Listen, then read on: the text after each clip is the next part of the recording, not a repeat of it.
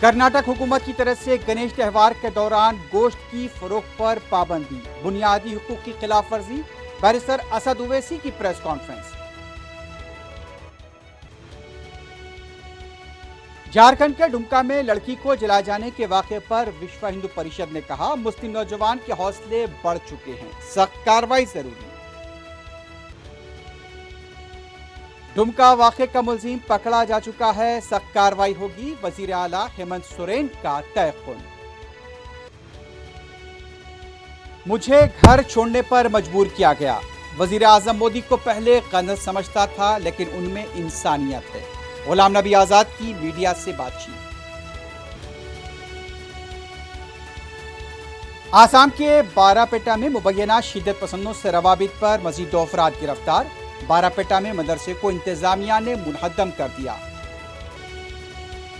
अंग्रेजों के बाद अब देसी अंग्रेज मुल्क के अवाम का खून चूस रहे हैं। दिल्ली में ऑपरेशन लोटस नाकाम, केजरीवाल का असेंबली में खिताब।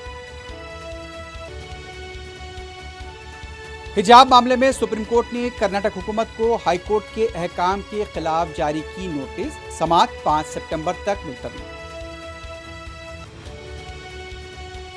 साइबराबाद पुलिस ने बैन रियासती साइबर धोखेबाजों की 4 रुकनी टोली को किया गिरफ्तार, 9 करोड़ से जायद की नकद रकम जब्त।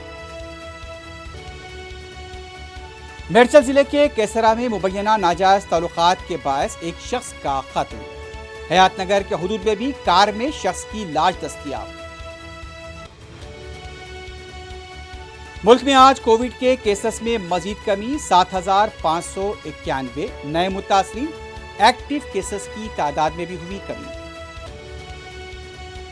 और भोपाल के डीवी मॉल में नमाज पढ़ने के दौरान बजरंग दल कारकुनों की शरंगेजी।